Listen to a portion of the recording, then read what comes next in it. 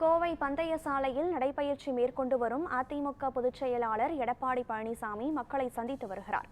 அதன் நேரலை காட்சிகளை தற்போது பார்க்கலாம்.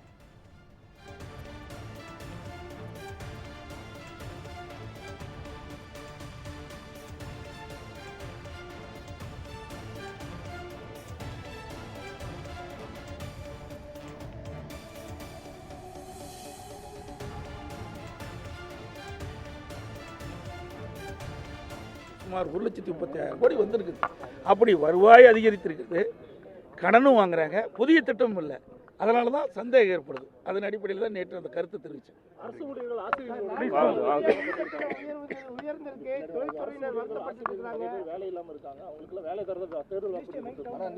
அதாவது திராவிட முன்னேற்ற கழக தேர்தல் அறிக்கையில் திராவிட முன்னேற்ற கழகம் ஆட்சிக்கு வந்தால் அரசு பணியிடங்கள் 4 லட்சம் காலியாக இருக்கின்றது, அதை நிரப்பப்படும் என்று அந்த அரசு ஊழியர்களை ஏமாற்றி, இளைஞர்களை ஏமாற்றி வாக்களை பெறுவதற்காக அந்த அறிவிப்பை கொடுத்தாங்க.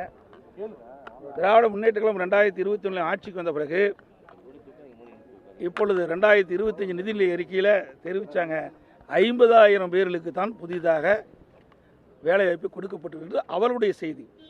ஆக 4 லட்சம் காலி பணிகளை இதுவரை நிரப்பவில்லை. அவள் கொடுக்கப்பட்ட வாக்குறுதியை நிறைவேற்றவில்லை.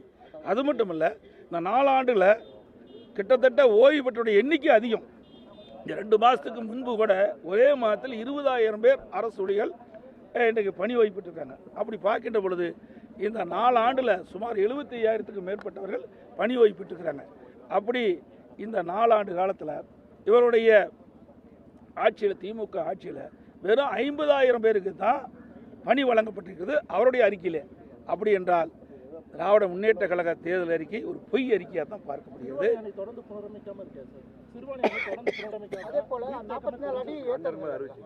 அதிமுக ஆட்சி இருக்கின்ற போது நீண்ட காலமாக தூர் வாரப்படாமல் இருந்த அணைகள் எல்லாம் தூர் வாரத்துக்கு நடவடிக்கை எடுத்தோம். ஏன் மேட்டூர் அணையை சுமார் 83 ஆண்டு காலம் தூர் வாராது, மிகப்பெரிய அணை. அந்த அணையில் தூர் வார வேண்டும் என்று கருதி விவசாயிகள் இலவசமாக, எந்த கட்டணம் இல்லாமல் இலவசமாக அங்கங்கே இருக்கின்ற வருவாய்த்துறை அதிகாரியிடத்திலும் வேளாண்மைத்துறை அதிகாரியிடத்திலும் சான்றிதழை பெற்று அந்த மேட்டூர் அணையிலிருந்து பண்டல் மண்ணை அள்ளி செல்லலாம் என்று அறிவிப்பு கொடுத்து ஒரு நாளைக்கு 5,000 லாரியில் அந்த பண்டல் மண் அள்ளிட்டு போனாங்க. அதே மாதிரி நீங்கள் கேட்ட இந்த சிறுவாணிலையும் என்னுடைய அதிமுக ஆட்சியில் தூர் வாரத்துக்கு நடவடிக்கை எடுத்தோம். அது மட்டும் இல்லை, பல அணைகள் தமிழகத்தில் எந்தெந்த அணையில் பண்டல் மண் இன்னைக்கு தேங்கி இருந்ததோ அதையெல்லாம் அள்ளுவதற்குண்டான நடவடிக்கை அதிமுக ஆட்சியில் எடுத்தோம். ஆனால் ஆட்சி மாற்றத்துக்கு பிறகு இதுவரைக்கும் அந்த அணை தூர் வருவதாக எனக்கு கிடைத்த தகவல்படி இல்லை என்று தான் பார்க்க போகிறேன்.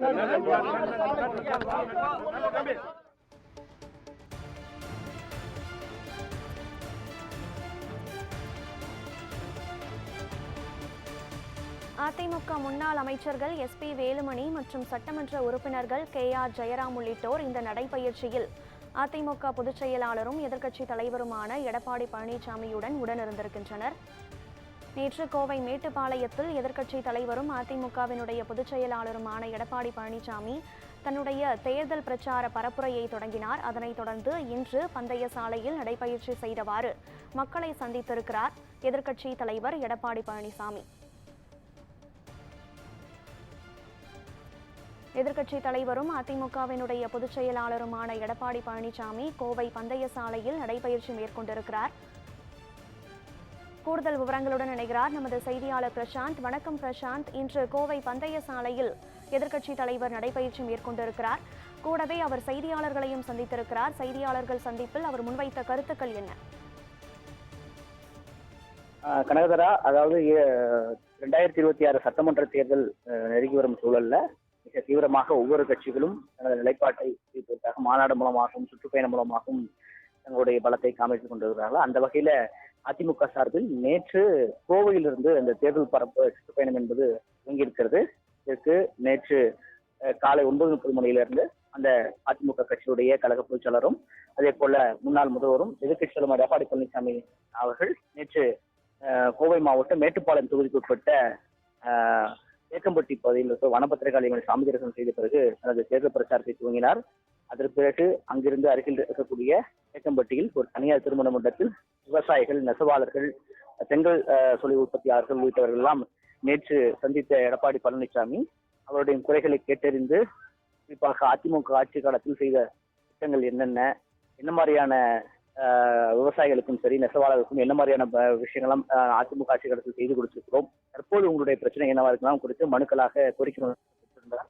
அதற்கு பிறகு அங்கிருந்து சாலை மதியத்திற்கு மேல் சாலை மார்க்கமாக மேட்டுப்பாளையத்தில் இருக்கக்கூடிய உழவர் சந்தை பகுதியில ரோடு ஷோ மூலமாக மக்களை சந்தித்து அவருடைய ஒரு அதிமுக தொண்டர்களுடைய உற்சாக வரவேற்பு மேற்கொண்டார். அதற்கு பிறகு கவுண்டபாளையம் தொகுதி, புதியலூர், சரவணம்பட்டி உள்ளிட்ட பகுதிகளெல்லாம் சுற்றுப்பயணம் மேற்கொண்டு அதிமுக ஆட்சி காலத்தில் செய்த திட்டங்கள் என்னென்ன, தற்போது சட்டம் ஒழுங்கு பிரச்சனை எந்த அளவுக்கு இருக்கிறது, மக்களை திமுக அரசு ஏமாற்றிக் கொண்டிருக்கிறது என்றெல்லாம் குறித்து அவர் திறந்தவெளி வாகனத்தின் மூலமாக நின்று மக்களிடம் உரையாற்றினார்.